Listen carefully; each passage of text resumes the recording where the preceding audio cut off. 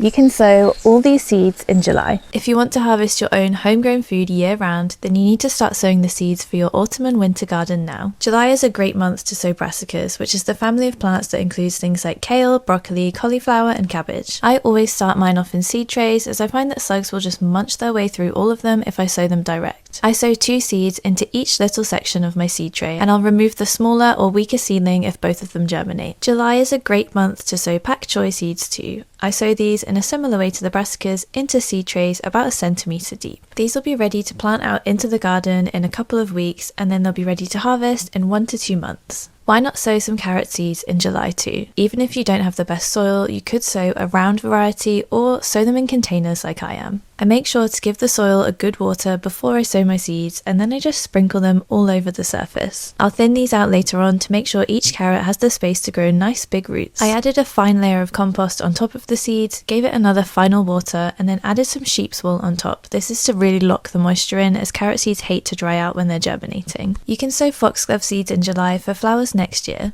Bees absolutely love foxgloves, and they're super easy to chaos sow as the seeds don't need to be buried. Let me know if you'd like the full list of seeds you can sow this month.